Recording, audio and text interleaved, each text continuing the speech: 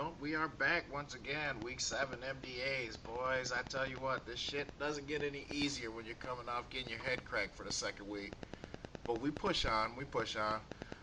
We're going to start with the feature game this week.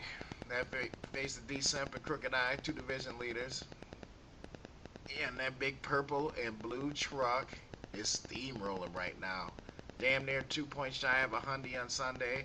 This D-Simp rolled. Not much of a game here. Let's go fantasy reality.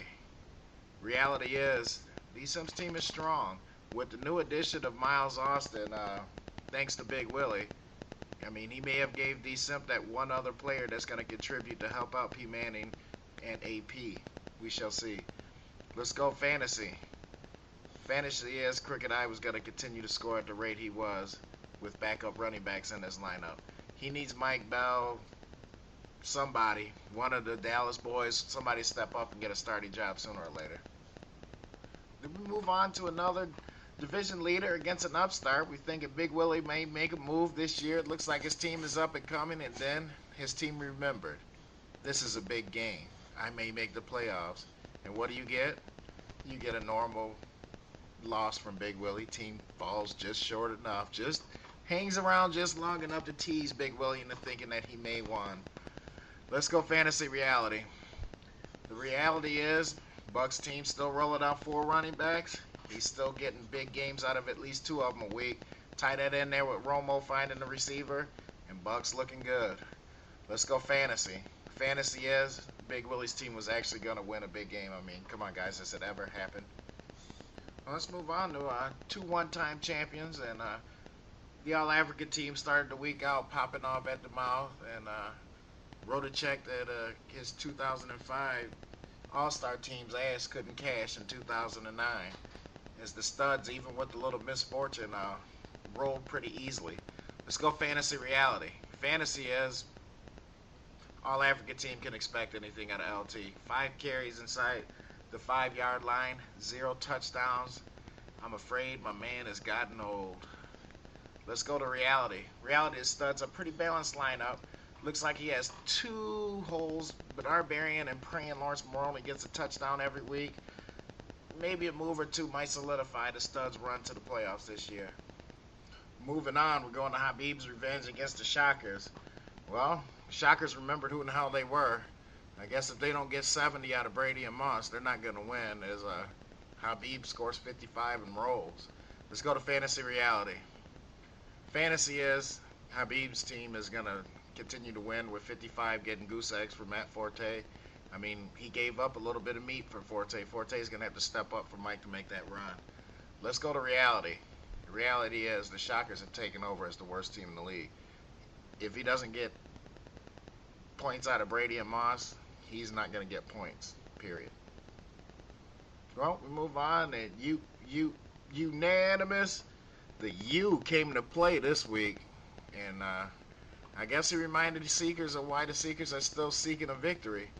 As this one was over at 1:30. I mean, literally was over at 1:30. Let's go to fantasy reality. The reality is the U is looking a little more balanced. He's starting to get points out of a few more people, but I got a feeling the U is suffering the same fate that the Africans are, and he has an old running back that he absolutely loves that's holding him back. And let's go to fantasy. Fantasy is Heater will go defeated. I got a feeling he's going to get at least 2 wins this year, and one might come this week against my ass with my 2 best players sitting. Let's moving on to the mighty Steelers struggling against Ange and her powerful redneck team.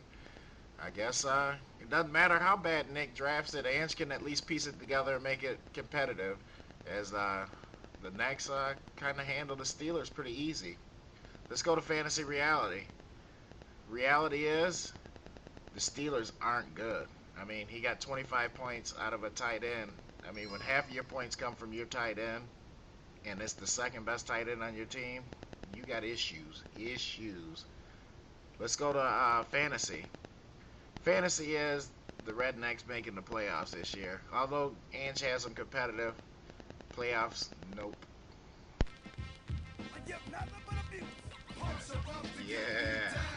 Let it warm up a little bit on you. It was really a no contest this week. It just has not been the same this year. First Patrick Swayze, then Ask Google just lets him down and drafts a team who just bombs.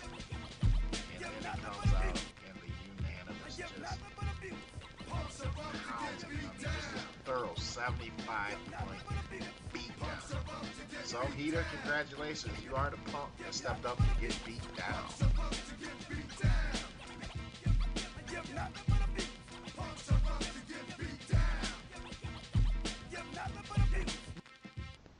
Well, I knew some of you boys and Ange were getting bored behind my woodshed, so I went out and I threw out the offer to the studs that if they beat me, I would put myself behind the woodshed if he sent me a picture.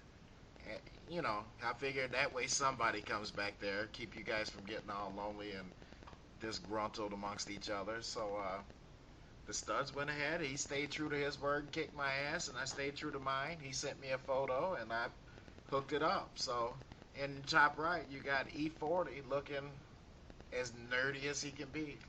Little does the studs know, that's about how I get hooked up when I get here to do my MDAs every week. Once again, as all, we're here for what we get together for, the MDA, our Magically Delicious Awards. See who's been smashing out on them Lucky Charms. Well, and usually we always start the MDA with, you know, if you played Big Willie, there's an art element of luck in there. But he's been smashing out on his Lucky Charms this year, so. But yeah, he didn't quite get the luck that you normally get against Big Willie. Then we could come over here. You know, the studs only needed 59 points to beat AAA. You know, that's pretty fortunate, but the studs had more than his share of bad luck with Colston getting tackled on the half-yard line, Breeze getting the touchdown. So you can't really say the studs were lucky. And then we come right here. Anytime you only need 47 points to win a game, or you score 55 and you win a game, you're pretty fucking fortunate, you know. So, Cons, it looks like you've been smashing out on your Lucky Charms. So, we'd like to tell Cons, you are magically delicious.